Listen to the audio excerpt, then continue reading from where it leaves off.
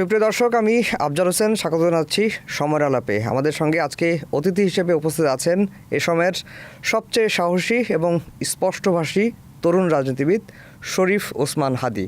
শরীফ ওসমান হাদী ইনকিলাব মঞ্চের মুখপাত্র হিসেবে কাজ করছেন। হাদী ভাই, আপনাকে সবাই স্পষ্টভাষী হিসেবেই চেনে এবং আপনি কাউকে ছেড়ে কথা বলেন না। এই যে আপনি সাহসী রাজনীতিবিদ হিসেবে আপনাকে সবাই মনে করছে, এই সাহসের উৎসটা আসলে কোথায়? শুক্রিয়া। আমার মনে হয় যে কিছু জিনিস মানুষ এমনিতে কিছু ব্যাপার জেনেটিক।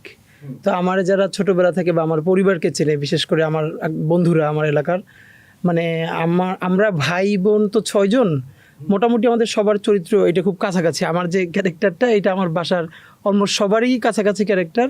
এটা আব্বার থেকে পাওয়া। আমার আব্বা অত্যন্ত সাহসী, আমার কমিউনিটিতে স্পষ্টবাদী, এবং এই যে আমরা যে ইনসাফ পরায়ণতার কথা বলি, তিনি আমার কমিউনিটিতে একজন স্বনামধন্য আলেম ছিলেন।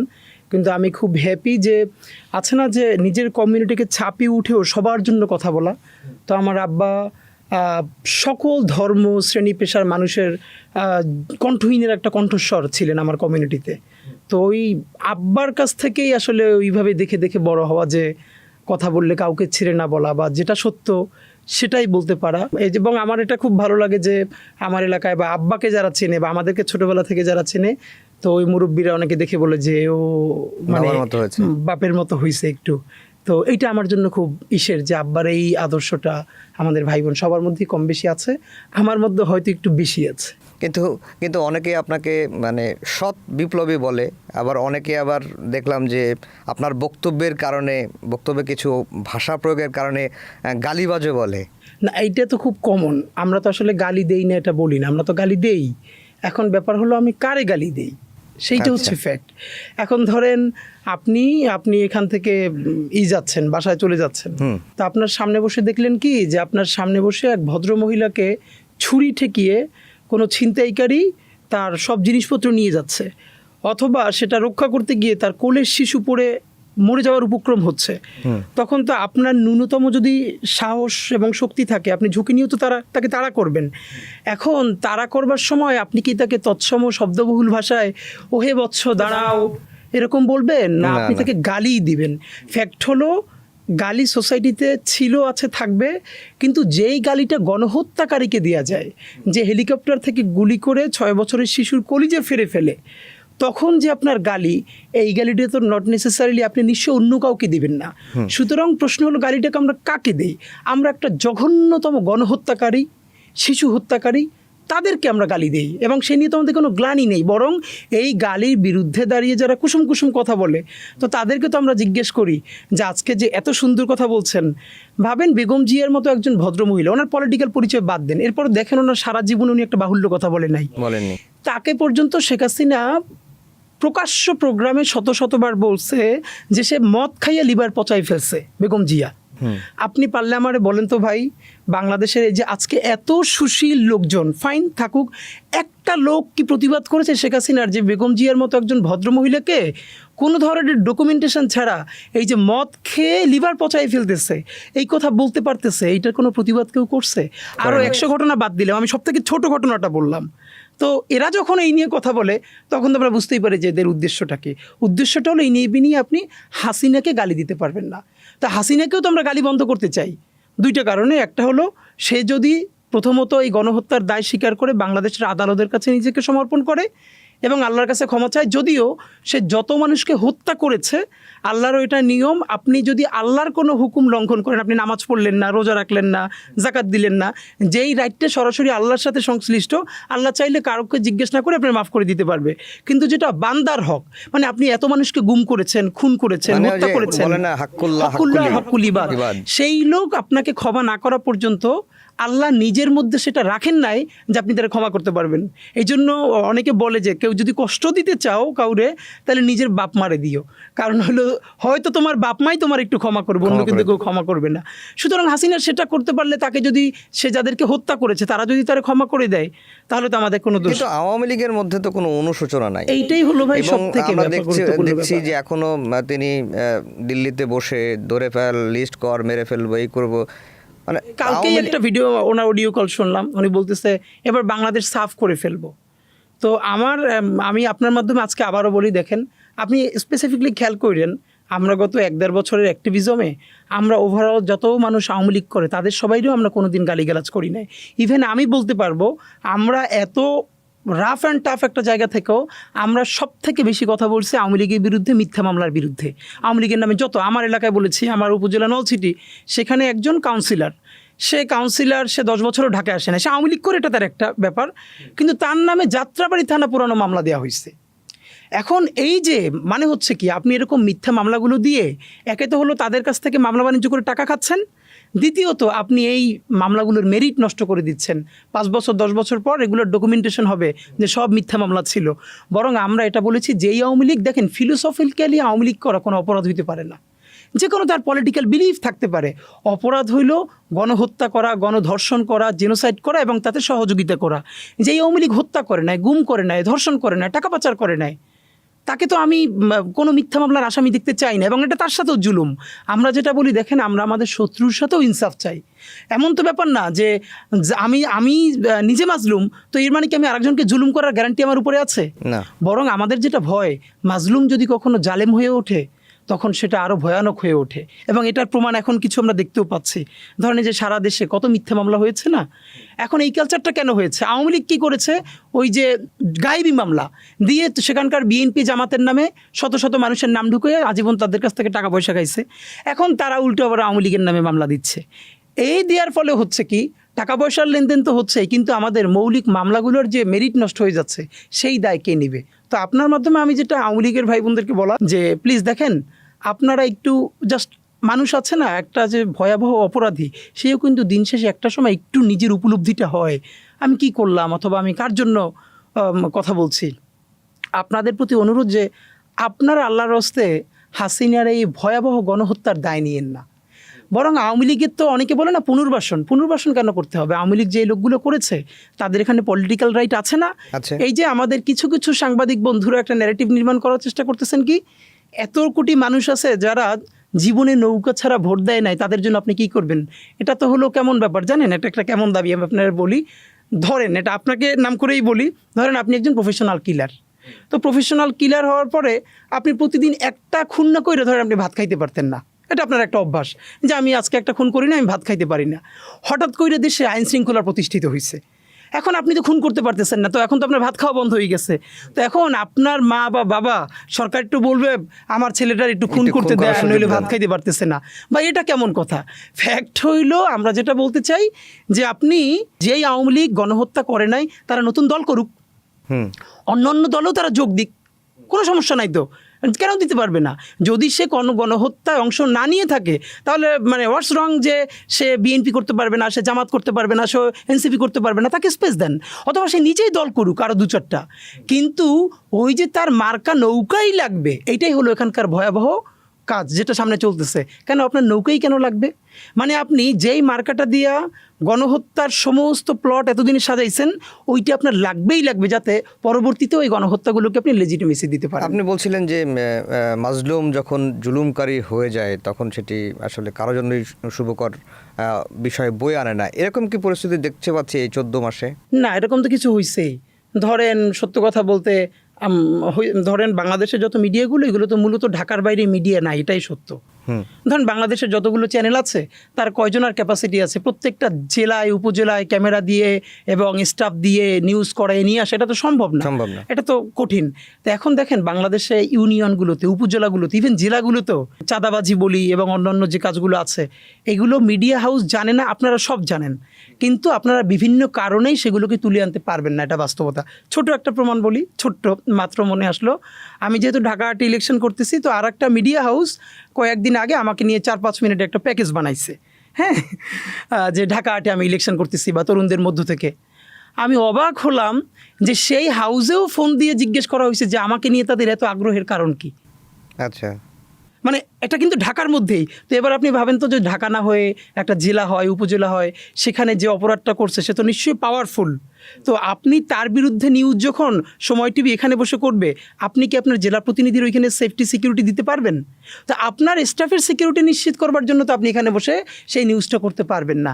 তো এই যেরকম তো হচ্ছে, এরকম হচ্ছে। আপনি ঢাকা 8 থেকে ইলেকশন অলরেডি আপনি ইলেকশনের মাঠে নেমে গেছেন, আপনি প্রচার প্রচারণা শুরু করে দিয়েছেন। ঢাকা 8টা খুবই গুরুত্বপূর্ণ, ঢাকা শহরের একবারে প্রাণকেন্দ্রে আসনটা। এই আসনের অধীনে এক বঙ্গভবন আছে, তারপরে হচ্ছে সচিবালয় আছে, সুপ্রিম কোর্ট আছে, ঢাকা বিশ্ববিদ্যালয় আছে, সব কিছুই আছে।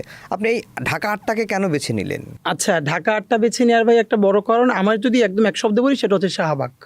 আচ্ছা, মানে ঢাকা 8-এর মধ্যে অনেকগুলো জায়গায় আছে, কিন্তু আমি মনে করি তার প্রাণকেন্দ্র হলো শাহবাগ, ঢাকা 8-এর মধ্যে আছে। যখন ইলেকশন করব, এই লড়াইটাকে সামনে নেওয়ার জন্য ভাবছি, তখন ঢাকা 8 মাথায় ছিল না, মাথায় ছিল শাহবাগে ইলেকশনটা করতে হবে। তো শাহবাগ হয়ে তারপর তো সেটা ঢাকা 8-এর মধ্যেই পড়েছে। এর বড় কারণ দেখেন, আমরা নতুন করে যেটা সামনে আনার চেষ্টা করছি, ব্যাপারটা নতুন না, কিন্তু কেউ অ্যাড্রেস করে না, সেটা হলো আমাদের একটা কালচারাল রেভলিউশন লাগবে। চীনে যেরকম একটা সাংস্কৃতিক বিপ্লব হয়েছিল, আমাদের বাংলাদেশে যেটা হয় না এখন পর্যন্ত, আমাদের একটা কালচারাল রেভলিউশন হয় নাই। তো আমরা স্বপ্ন দেখি এই যে এবার আমাদের একটা গণ অভ্যুত্থান হতে পারলো, কিন্তু সেই গণ অভ্যুত্থানটা আমরা সফল করতে পারি নাই যদি 3টে কারণ বলেন। তার প্রথম কারণ হলো আমাদের কোনো কালচারাল রেভলিউশন হয় নাই। মানে এখন বাংলাদেশে যেটা হয়েছে, আমাদের মানুষ হলো নাচ, গান, কবিতা, এইগুলোকেই শুধু সংস্কৃতি আর সাংস্কৃতিক কর্মকাণ্ড মনে করে। কিন্তু মানে কালচার তো হচ্ছে হোয়াট উই আর, আমরা যেভাবে ভাত খাই, আমরা যেভাবে কথা বলি, যেভাবে সব থেকে গুরুত্বপূর্ণ হলো চিন্তা করি। এই যে আমাদের চিন্তায় ঢুকানো হয়েছে এতদিন ধরে যে ঠিক আছে হাসিনা খারাপ, কিন্তু তার বিকল্প কে? আরে তার বিকল্প মধু চদু কদু, জনগণ ঠিক করবে, কিন্তু সেটা বলবার এখতিয়ার তোমার কে দিছে? তার বিকল্পকে।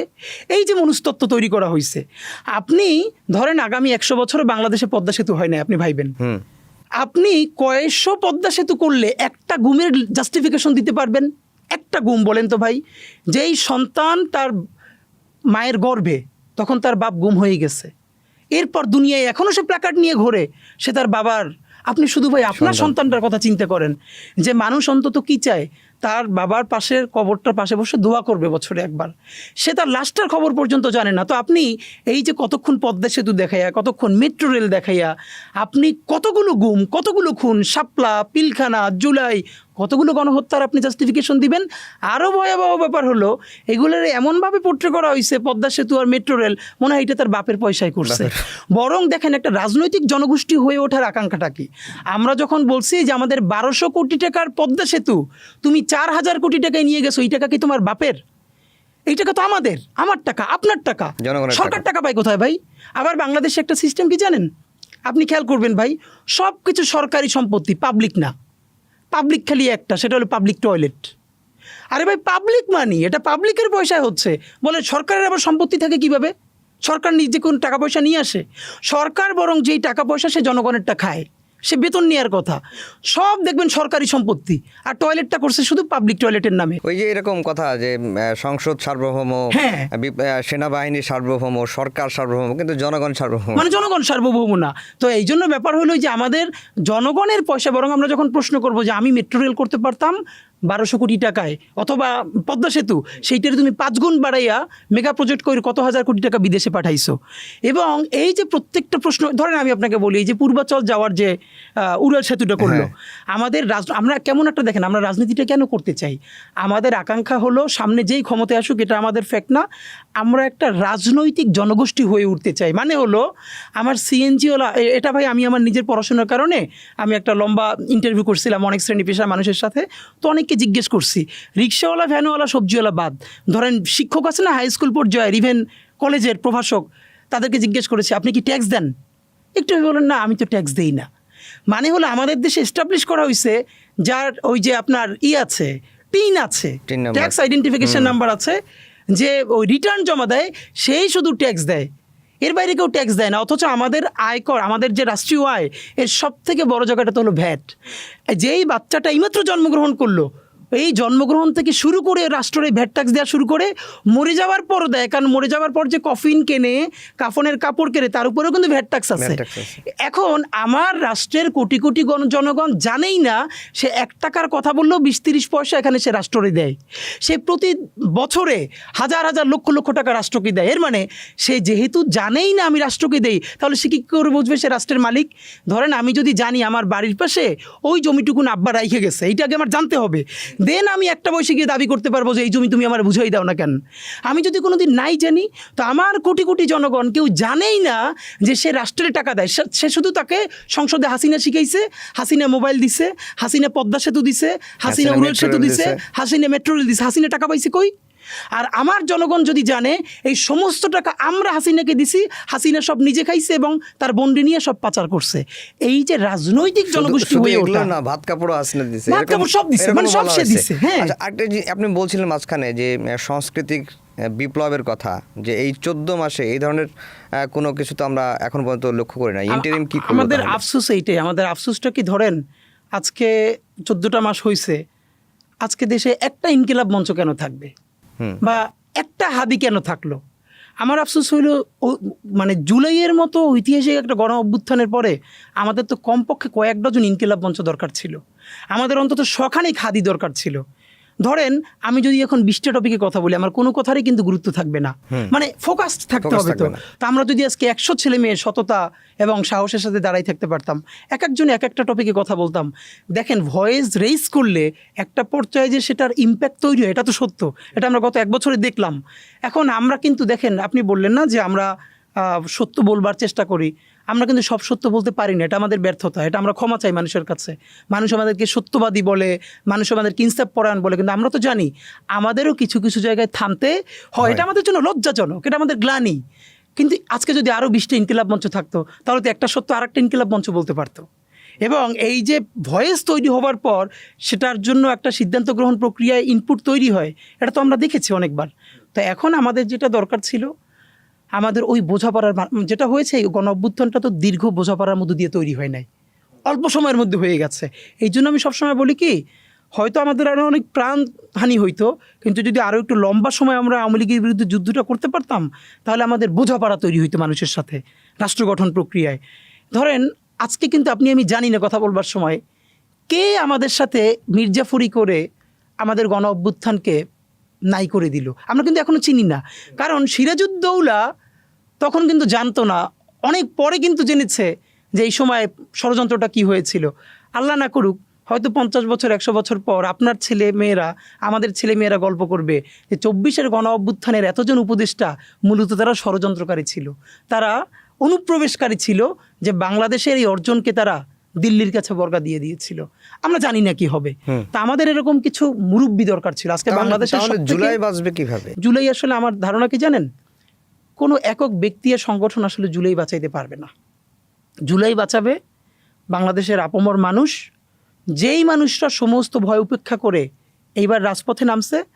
আমার ধারণা এখন যত হতাশার কথা যে যা বলুক, ওরকম সিচুয়েশন তৈরি হলে তারা আবারও নামবে। এই যে দীর্ঘ দেখেন, আপনি একটা অবাক করবার ব্যাপার না, যে হাসিনা যেভাবে একটা জেনারেশন তৈরি করছিল, কেউ কি কোনোদিন ভাবছে যে আমি একটা বাচ্চা আমাদের সাথে দেখা করতে আসছে, তার বাবা মা, মানে তাদের খুব ইচ্ছা ছিল, ছেলেটা ইংলিশ মিডিয়ামে পড়ে, তার বাবা মা বলতেছে ও সারা জীবনে ইভেন ও স্কুল থেকে ফেরার পর ওর ফ্রেন্ডদের সাথেও কোনো দিন হ্যালো করে না, সারাদিন গেমস খেলে এবং এভাবেই ওর লাইফটা কাটে, সাধারণ জিনজি যেভাবে হয় জেনজি। কিন্তু সেই রক্ত দেখে এত ট্রিগার্ড হয়েছে, সে বাসার থেকে বটি নিয়ে বেরোয় গেছে এবং তার সিকিউরিটির জন্য তার বাবা মাও তার সাথে রাস্তায় রাস্তায় হাঁটতে হয়েছে এবং সে বলছে আমাকে বাধা দিলে তাইলে আমি খুবই খারাপ কিছু করব। তো এই যে সমস্ত ন্যারেটিভকে উপেক্ষা করে আমাদের এই ছেলে মেয়ে, আমাদের বৃদ্ধরা নেমে আসতে পারলো, আমার ধারণা এইরকম কিছু শক্তি, এরকম কিছু স্পিরিট এইরকম জুলাইকে বাঁচাই রাখবে। এছাড়া আর আপনি আমাকে যেটা বললেন, ধরেন আমি চাইলে বলতে পারতাম যে আমাদের মতো তরুণরা জুলাই বাঁচাবে, এই কথাটার ভয়াবহ ব্যাপার কি, যেমন আমরা জুলাইয়ের পর পর অনেকে কাউরে জুলাইয়ের ইমাম, কাউরে জুলাইয়ের মুয়াজ্জিন বলতাম না, মাস্টার মাইন্ড। হ্যাঁ, মাস্টার মাইন্ড। এইটা আমি প্রথম দিন থেকে প্রতিবাদ করছি। দেখেন, আমি বলি যারা আমরা ধর্মে বিশ্বাস করি, বিশেষ করে ইসলামে বিলং করি, আমি বলি এই জুলাইয়ের সব থেকে বড় মাস্টার মাইন্ড আরশে আল্লাহ থেকে আল্লাহ আমাদের অন্তরে এত বেশি অসীম সাহস ঢেলে দিছে যে মানুষ উপরে হেলিকপ্টার গুলি করতেছে কিন্তু রাস্তা থেকে সরে না।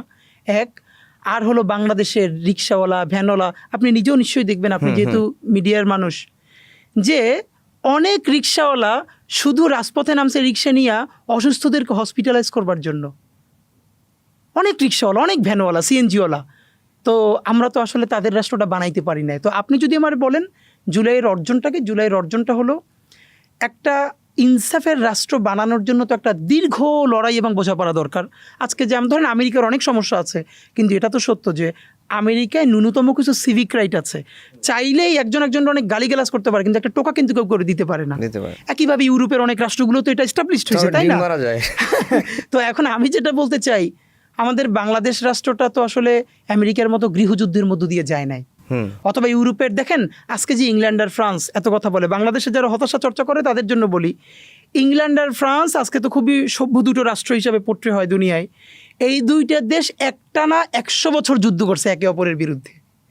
সেই ওল্ড ইংলিশ পিরিয়ড থেকে শুরু করে অ্যাংলো স্যাক্সন যুগ থেকে শুরু করে এই ওরে দখল করে, খুন করে, এবং নামিয়েছে যুদ্ধের যে শতবর্ষব্যাপী যুদ্ধ করে করে করে করে করে তারা একটা জায়গায় পৌঁছেছে।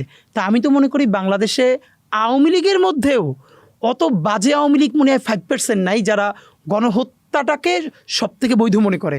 বাকিদেরকে আমরা যদি একটু বুঝাতে পারি, তাদের সাথে ভালোবেসে কথা বলতে পারি, আমার ধারণা তারাও আস্তে আস্তে ওখান থেকে ফিরে আসবেন। মুশকিলটা হলো রিকনসিলিয়েশন প্রক্রিয়া আমরা যাইতে পারি নাই। এই যে আমরা দেখলাম যে জুলাই আগস্টে যে ঐক্য তৈরি হয়েছিল, সেই ঐক্যটা এই 5 আগস্টের পরে সেটা আর থাকলো না। এটা কেন? এটা কি শুধুমাত্র ক্ষমতার কাড়াকাড়ি, ক্ষমতার দ্বন্দ্ব, নাকি অন্য এখানে একটা হয়? এটা হলো দুনিয়ার সমস্ত গণ অভ্যুত্থানের একটা কমন প্যাটার্ন, যে ধরেন যখন চূড়ান্ত গণ অভ্যুত্থান হয় তখন তো কমন এনিমি থাকে সবার একটা। ধরেন এইখানে বাংলাদেশে এবার যে দেখেন উনি তো ইন্তেকাল করলেন আমাদের স্যার, তো উনি বদরুদ্দিন ওমর স্যার, তো উনি কিন্তু এবার 36শে জুলাইয়ের অনেক আগে, সম্ভবত 20 বা 25 জুলাইয়ের দিকেই গত বছর উনি বলেছিলেন যে এরকম গণ অভ্যুত্থান বাংলাদেশে হয় নাই। উনি তখনই এটা ধরতে পেরেছিলেন। এর প্রমাণ একদম ডান বাম সমস্ত ঘরানা একসাথে রাজপথে নামতে পারলো, মানে গণ অভ্যুত্থানের যে চরিত্রটা হয়। কারণ তখন সবার একটাই ম্যান্ডেট ছিল, এই গণহত্যাকারীকে তাড়াতে হবে এবং রাষ্ট্রকে বাঁচাতে হবে। তো যখন তাকে তাড়ানো হয়ে গেছে, তখন তো স্বাভাবিকভাবেই যে যার ঘরে ফিরবে। ধরেন বিএনপির ঘরে ফিরবে, জামাতের ঘরে ফিরবে, অন্যান্য শক্তি। স্বাভাবিকভাবে যেটা হয়, গণ অভ্যুত্থানের পরবর্তীতে যারা বিপ্লব করে তাদের মধ্যে খুনোখুনিও হয়ে যায়। তা আমি রাদার ধরেন দেখি, ইভেন ধরেন মুক্তিযুদ্ধের ক্ষেত্রে যদি ধরেন, মুক্তিযুদ্ধর পরে একদিকে মুজিব বাহিনী, সেখান থেকে রক্ষী বাহিনী, আরেকদিকে যারা রিয়েল মুক্তিযোদ্ধা, এরা একে অপরের বিরুদ্ধে কিন্তু অস্ত্র ধরতেছে। এবং আপনাকে ফাঁকে বলে রাখি, দেখেন বাংলাদেশে সত্যি কথা তো গত 1 বছর অনেক কেওয়াস হচ্ছে না, হচ্ছে তো। এখন কিসের সাপেক্ষে কতটুকুন কেওয়াস হবে, এটা তো আপনার ন্যূনতম একটা বোঝাপড়া লাগবে। একটা তুমুল গণহত্যার পর রাষ্ট্র নামক, দেখেন বাংলাদেশ রাষ্ট্রটাকে হাসিনা এমনভাবে রেখে গেছে, অনেক বুদ্ধিজীবীরা এইটারে জাস্টিস লতিফুর রহমান ওনাদের সাথে মিলানোর চেষ্টা করেন যে লতিফুর রহমান সাহেব এসে এই সময়ের মধ্যে ঠিক করে পারলেন ডক্টর ইউনূস। আরে ভাই, লতিফুর রহমানের সময় কি হাসিনা ফ্যাসিস্ট রাষ্ট্র কায়েম করতে পারছে? তখন কি গুম খুন আয়নাঘর? আপনি ভাবেন, আমি আপনাকে ভাই, আপনি দেখছেন কি না, আমি কিছুদিন আগে গণভবনে যে জুলাই জাদুঘরটা করতেছে, ওইখানে কিছু সিম্বলিক আয়নাঘর বানানো হয়েছে, এটা কিছুদিন পর উন্মুক্ত করা হবে। তো আমি একটা কাজে ওখানে গিয়েছিলাম, তারপরে আমি ওইটার মধ্যে ঢুকে আমাদের জাবেরকে বললাম যে একটু আটকাই দাও। আমি আপনাকে এখন বলে রাখি, এটা তো মানুষের জন্য উন্মুক্ত করা হবে। ধরেন আমি যতই আটকাই রেখে, আপনি জানেন এটা আর্টিফিশিয়াল, আপনাকে আটকাই রাখার পর আপনি 5 মিনিট থাকতে পারবেন না। এটা হলো একদম অ্যাকিউরেট মাপ নিয়ে নেওয়া আয়নাঘরের, একদম ওই রকম বানানো হয়েছে, একদম রেপ্লিকা। আপনি জানেন যে আপনার সামনে শত শত লোক, সেইখানে আপনি 5টা মিনিট থাকতে পারবেন না। আর সত্যিকারের আয়না ঘরে যার জীবনটা, একটা মেয়ে বলতেছে তাকে যেখানে রাখা হয়েছে সেইটার অর্ধেক জায়গাটুকুন কমোডে পুরোটা বসা যায় না, অর্ধেক বসে ওয়াশরুমে যেতে হয়, এবং সেই দরজাটা লক করা যায় না, সেখানে আবার তাকাই থাকে সিকিউরিটি। এবং সে মায়ের চোটে তার পিরিয়ড হয়ে গেছে, তখন সে যখন প্যাড চাইছে তখন তারা ইবলিসের মতো হাসতেছে। আপনি শুধু এই ঘটনাটা আপনার বোনের সাথে, আপনার মায়ের সাথে বা বাচ্চার সাথে, ভাগ্নির সাথে চিন্তা করার পর আপনি আমার বলেন কয়শো ব্রিজ, পদ্মা সেতু, মেট্রো, এর বিনিময়ে আপনি একটা ঘটনারে আপনি মাফ করবেন? একটা মানুষরে জঙ্গি হিসেবে করা হইতেছে, স্বীকারোক্তি সে দিতেছে না, তারপর তার স্ত্রীকে ধৈর্যই না তার সামনে ধর্ষণ করা হইতেছে শুধু তার কাছ থেকে জবানবন্দি নেওয়ার জন্য। জানেন আমাদের আফসোসকে এই কথাগুলো বলতে বলতে আমাদের এগুলো সয়ে গেছে। আপনি দুনিয়ার কিসের বিনিময়ে আপনি আপনার সামনে আপনার স্ত্রীকে ধর্ষিত হইতে দেখতে পারবেন বলেন তো একটু চক্ষু বন্ধ করে? দুনিয়ার সব থেকে যে গণহত্যাকারী, সেও কিন্তু বাসায় গিয়ে তার বাচ্চাটারে চুমু দেয়, তার বাচ্চারে সে কোনো কিন্তু মানে সে বুকের মধ্যে আগলাই রাখে, আপনার সামনে আপনি জঙ্গি শিকার পাইতেছেন না, এই জন্য আপনার স্ত্রী এবং সে রোজাদার ছিল, আজও আমরা তার বিচার করতে পারি না। তো কোনটার বিনিময়ে আপনি কতটুকুন সাপেক্ষে কতটুকুন কেওয়াজ নেবেন? গত 1 বছর তো কেওয়াজ, কিন্তু এই কথাটা কি কেউ বলে মুক্তিযুদ্ধের পর? বাংলাদেশে কিন্তু ভাই এমন কেওয়াজ হয়েছে, 1-1.5 বছরে লিটারারি কোনো আইন শৃঙ্খলা বাহিনী ছিল না, হওয়ারই কথা না একটা যুদ্ধোত্তর দেশে। তা আপনি যদি মুক্তিযুদ্ধের পরে এই সিচুয়েশনগুলো মানতে পারেন, সেটাকে যদি মব না বলেন যে নতুন রাষ্ট্র উত্তরণের জন্য আমাদেরকে চেষ্টা করতে হবে, তাহলে এরকম একটা চরম গণহত্যার পরে তখন আপনি এইটারে, এই যে আমাদের হোসেন জিল্লুর স্যাররা বলতেছে এইরকম রাষ্ট্র আমরা কোনো দিন দেখি নাই, তাহলে মুক্তিযুদ্ধের পরের সময় উনি কোথায় ছিলেন? ওনারা আজকে এরকম রাষ্ট্র দেখেন নাই। কারণ কেন দেখেন নাই? উনি বা ওনাদের বন্ধু বান্ধব, আত্মীয় স্বজন, বাচ্চা, আয়নাঘর তো দূরের কথা, সামান্যতম ভিকটিম হাসিনার দিয়ে হন নাই। না, এটা ধরেন গণ অভ্যুত্থানের পরে বিশৃঙ্খল পরিস্থিতি তৈরি হবে, এটি স্বাভাবিক, এবং রাজনৈতিক দলগুলো যে যার নিজের এজেন্ডায় ফিরে যাবে, এটাও স্বাভাবিক। কিন্তু যে চেতনায় জুলাই, সেই চেতনা যখন মানে ভুলুণ্ঠিত হয়ে যায়, দিন দিন একেবারে মলিন হয়ে যাচ্ছে এরকম মনে হয়। কেউ কেউ বলেন যে জুলাইকে বিক্রি করে দেওয়া হচ্ছে, আপনি বেশি বলছেন, এটা কেন? এইটা তো আফসোস, এটা আমাদের ধরেন জাতীয়, আমি আপনার বলি ভাই, ধরেন কিছু জিনিসে ফেল করলে আসে না, সেইটার প্রায়শ্চিত্ত আপনার কত করা লাগবে। আমি এই ঘটনাটার বারবার 1857 সালের সিপাহী বিপ্লব বা মহাজাগরণের সাথে তুলনা করতে চাই। আপনি নিশ্চয়ই জানেন সিপাহী বিপ্লব কিন্তু আমরা একদম জিতে গিয়েছিলাম, এবং আমাদের সিপাহী বিপ্লব যদি আমরা চূড়ান্তভাবে জিততে পারতাম, তাহলে আজকে আমরা কথায় কথায় ফরাসি বিপ্লবের কথা বলি, রুশ বিপ্লবের কথা বলি, সিপাহী বিপ্লব দুনিয়ার সেরকম যুগান্তকারী একটা বিপ্লব হইতো। কিন্তু আবারও বলি, উচ্চ বর্ণের হিন্দু, যারা বর্ণ হিন্দু, শুধু তাদের ষড়যন্ত্রের কারণে আমাদের সমস্ত কিছু নাই হয়ে গেল। কিন্তু দেখেন পরে ফলাফলটা কী হলো? সিপাহী বিপ্লবে যারা অংশগ্রহণ করলো, আমাদের সেই সমস্ত বিপ্লবী ভাই সৈনিকরাই শুধু না, তাদের আত্মীয় স্বজনদেরকে পর্যন্ত, আমাদের জগন্নাথ বিশ্ববিদ্যালয়ের সামনে যে বাহাদুর শাহ পার্ক আছে, আপনি এখনও গেলে দেখতে পারবেন, স্তম্ভের মধ্যে তাদের নাম খোদাই করা আছে। ধরে ধরে প্রকাশ্য দিবালোকে ওখানে গাছের সাথে তাদের ঝুলাইয়ে ফাঁসি দেওয়া হয়েছে। 3-4 দিনে তাদের লাশগুলো নামানো হয় নাই, যাতে ওইখানকার কোনো মানুষ আর কোনো দিন ব্রিটিশদের বিরুদ্ধে বিদ্রোহ করবার সাহস না করে। সে এই যে আজকে আমরা ওখানে আর্মানিটোলা বলি না, নাম আসছে কোত্থেকে? ওই যে আর্মেনিয়ান খ্রিস্টান যারা, তারা ওখানে থাকতেন, এইসব জায়গা থেকেই তো আর্মানিটোলা এই নামগুলো হয়েছে। তো দেখেন, এক সিপাহী বিপ্লবের ব্যর্থতার পরে আমাদের পূর্বপুরুষদের লাশ গাছে গাছে ঝুলেছে, গ্র্যান্ড ট্রাঙ্ক রোডে গাছে গাছে লাশ ঝুলে থেকেছে। আমরা যদি জুলাইকে শুধু নিজেদের স্বার্থে ব্যর্থ করে দেই, আবারও আপনাকে ভাই বলি, আজকে বিএনপির অনেক ভাই মনে করে কি, যদি জুলাই ব্যর্থ হয় আর আওয়ামী লীগ কোনোভাবে কামব্যাক করে, তাহলে প্রথম মার খাবে হলো এই যে এনসিপির যারা আছে, তারপর জামাত। বিএনপিও তো মারটার খাবে না। আপনাকে শুধু একটা কথা বলি, সারা দেশে অবস্থা যদি এরকম খারাপ হয়, সারা দেশে আপনি কয়জন এনসিপি গুণে পাবেন না তো, মারলেন। এরপর আসবে কি জামাত। ভাই জামাত তো আন্ডারগ্রাউন্ডে পলিটিক্স করেই অভ্যস্ত, সে হইল রিমোট কন্ট্রোলের মতো। নইলে সে হাসিনার আমলে গত 17 বছর কেমনে পলিটিক্স করছে, তাই না? তার তো প্র্যাকটিস আছে। যেই দেখবে সে রিমোট কন্ট্রোল দেখবে কেউ নাই, এবার বলেন এনসিপিও নাই, জামাতও নাই, আর আমার মতো ওসমান হাদি কয়জন, হয়তো একবারই মাইরে দিবেন গেল। এরপর বলেন তো আওয়ামী লীগের সামনে শত্রু কে? একমাত্র বিএনপি। কারণ বিএনপির আন্ডারগ্রাউন্ড পলিটিক্স করারও প্র্যাকটিস নাই, আর তার লক্ষ লক্ষ মানুষ। আরও ভয়ঙ্কর হইল, বিএনপি যত স্টেপ নিক, এটা তো সত্য, তার তৃণমূলে লোকজন চাঁদাবাজি করছে, তো যেই আওয়ামী লীগের কাছ থেকে চাঁদাবাজি করছে তারা লিস্ট করে রাখছে না? রাখছে। তারপরে মাঠটা কে চাঁদাবাজি না, মামলাগুলো তো 95% মামলা করছে, ওরাই তো নাম আছে না, তো তারা তো বাংলাদেশেই আছে। এই জন্য আপনাদেরকে একটা কথা বলি, প্লিজ, ওই যে একটা বলে না যে বন্ধু তোমার লাল টুকটুকে স্বপ্নটাকে বেচো না, তা আমরা এভাবে বলি, যে নিজের রাজনীতি করেন, যা ইচ্ছা তাই করেন, কিন্তু প্লিজ লাল টুকটুকে জুলাইটারে বেচে দিয়েন না। এই জুলাই বেচে দিলে আপনারা আপাতত মনে করতেছেন 5 বছরের ক্ষমতা।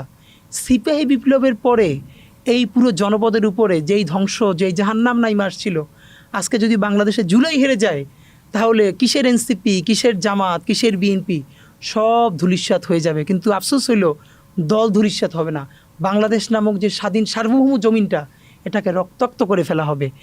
ব্রিটিশরা 200 বছরের, প্রথম 100 বছরে যা ক্ষতি করতে পারছে, তার থেকে শতগুণ বেশি ক্ষতি করছে পরের 100 বছরে সিপিআই বিপ্লবের পর। আওয়ামী লীগ দেখেন, হাসিনা তখন স্পষ্ট বলে সে সাফা করে ফেলবে। এবং আমি অবাক হই, এই যে আমি কখনো কেন বলি যে আওয়ামী লীগ আসলে কোনো রাজনৈতিক দল না, এটা একটা সেমি রিলিজিয়ান, এটা একটা কাল্ট। এর প্রমাণ হইল ভাই দেখেন আমাদের সবারই কিন্তু আমাদের বিভিন্ন পরিসরে বিএনপি করে, আওয়ামী লীগ করে, জামাত করে, সবারই কিছু বন্ধুবান্ধব পরিচিত সারাউন্ডিংস থাকে না। আমি একটা অবাক হয়ে ভাবি আমাদের যেসব বন্ধুবান্ধব ছাত্রলীগ করছে বা আওয়ামী লীগের প্রতি সিম্প্যাথেটিক, লয়াল, গত 1-1.5 বছরে তাদের সাথে কোনোদিন গল্পেও আড্ডায়ও আমি একদম আল্লাহর শপথ করে বলি, আছে না মানুষ এমনি পলিটিক্যালি যা বলার বলে, কিন্তু বন্ধুবান্ধবদের সাথে একটু বসলে সঠিক কথাটা তো বলে। Not a single Awami supporter আমি একজনও আজ পর্যন্ত পাই নাই যারা এই জন্য সরি ফিল করে যে হেলিকপ্টার থেকে রিয়া গোপরে যে গুলিটা করা হয়েছে ওর বাসায়, আমরা ওদের বাসায় গেছি, রিয়া গোপের কলিজা ছিঁড়ে পিছনের ওয়ালে যে বুলেটটা গিয়ে লাগছে সেই ওয়াল ওই 6 ইঞ্চি ছিদ্র হয়ে গেছে। একটা বার আওয়ামী লীগের কাউরে পাইলাম না যে এই জন্য সে সরি ফিল করে এবং বলে না এই গণহত্যাটা ঠিক হয় নাই। তারা এখনও উল্টাই পাল্টাই বলে এটা জামাত করছে, এটা শিবির করছে এবং ছাত্ররা পুলিশরা মেরে ফেলছে, মেটিকুলাস ডিজাইনের মধ্যে দিয়ে করছে। তো এদের সাথে আপনি কিভাবে ডিল করবেন? যেটা দরকার ছিল বিএনপি, জামাত ইসলামী, বাংলাদেশের সমস্ত মানুষ মিলে একটা নতুন কালেকটিভ ইফোর্ট দেয়া যে আমরা এই মানুষগুলোকেও কালচারালি পরিশুদ্ধি করার মধ্যে নিয়ে দিয়ে যাই, তাদেরকে বুঝাই, তাদের কাছে যাই। কিন্তু সেইটা না হয় কি হইল, মিথ্যা মামলা শুরু হইলো। তো এখন সে মিথ্যা মামলা হওয়ার পর তো সে আপনি বুঝাইতে চাইলেও, আমি আপনার অনেস্টলি বলি ভাই, আমার যদি সুযোগ থাকতো আমি এমনি চিল্লেপাল্লা যা করি, আমার 2টা ক্যারেক্টার ভাই। আপনি আমার বিনয়ী ক্যারেক্টারটা স্বাভাবিকভাবেই কাউরে দেখানো দরকার হয় না। আমি যে আমার গণহত্যাকারী তার সাথে আমি সব থেকে হিংস্র, এটা হতে আমার কোনো মানে আমি আমার ধরেন ওই যে উপদেষ্টা মাহফুজ আলমকে ইংল্যান্ডে একটা ওই গণহত্যাকারীরা হামলা করবার চেষ্টা করলো না, তো আমি তখন একটা ফেসবুকে পোস্ট দিছি। এখন ধরেন আমি যদি ইংল্যান্ড যাই, আমার উপরে কি আওয়ামী লীগ এটা করবে না? অফকোর্স করবে, কেন করবে না? তা আমি বলছি মাহফুজের উপর ওরা ডিম ছুঁড়ে মারছে কি মারছে এইটা আমার প্রশ্ন না। আমার প্রশ্ন হলো মাহফুজ ওদের গায়ে জুতা ছুঁড়ে মারছে কিনা। কারণ আমার হাতে অস্ত্র বলতে আমার পায়ে একজোড়া স্যান্ডেল তো আছে। তো একটা প্রচণ্ড গণহত্যাকারীর আমি স্যান্ডেল ছুঁড়ে মারবো, এটাই হলো আমার লড়াই। কারণটা হলো আপনি জানেন শহীদ ইয়াহিয়া সিনওয়ার, ফিলিস্তিনের হামাসের যে প্রতিরোধ যোদ্ধা, তিনি যে কিছুদিন আগে শহীদ হলেন। দেখেন ভাই, জিতটাই জীবন না, লড়াইটাই জীবন, এটাই আমাদের একমাত্র মোটো। ইয়াহিয়া সিনওয়ার হুইল চেয়ারে বসা, তখন সর্বশেষ তাকে যখন গুলি করা হচ্ছে তখনও সে হুইল চেয়ারে বসে একটা কাঠের টুকরো ছুঁড়ে মারতেছে গণহত্যাকারীদের দিকে। এর মানে হলো আমার জীবনের শেষ রক্তবিন্দু পর্যন্ত আমি প্রতিরোধ করে গেলাম, এই প্রতিরোধটাই আমাদেরকে ইনশাল্লাহ মুক্ত করবে। সুতরাং আমি এইটাও যেরকম জারি রাখতে চাই, এর সাথে আমি যদি সুযোগ পাই আমি বাংলাদেশের সেই সমস্ত সফট আওয়ামী লীগের মানুষের পায়ে ধরে, হাতে ধরে ছবিগুলো দেখাই বুঝাই বলতে চাই, ভাই আপনি একটু নিজের বাচ্চারে মনে কইরা এটি একটু দেখেন যে আপনার হৃদয়ে কোনো ধরনের অনুভূতি তৈরি হয় কিনা। আমি এটাও চাই, কারণ যে ইনসাফের বাংলাদেশ আমি করতে চাই সেখানে একমাত্র গণহত্যাকারী ছাড়া আমরা কাউরে বাদ দিতে চাই না। ইনসাফের আমরা অনেকেই বলছি যে ইনসাফের বাংলাদেশের কথা আমরা বলছি, সেটা কি সেই স্বপ্ন কি অধরায় থেকে যাচ্ছে কিনা? আমার কাছে আপনার কাছে কি মনে হয়? আমার কাছে হতাশ লাগে না। কেন লাগে না ভাই জানেন? প্রথমত হলো আমি যখন দেখি যেহেতু আমি ধরেন পলিটিক্যাল সায়েন্সে পড়েছি অথবা আমি ইউনিভার্সিটিতে পৃথিবীর ইতিহাস তো পড়াই বা এই ব্যাপারে কথা বলি, তখন দেখি যে বাংলাদেশই একমাত্র ওই লড়াইটি সবচেয়ে কম করেছে এখন পর্যন্ত একটা জাতি রাষ্ট্র হয়ে উঠবার জন্য।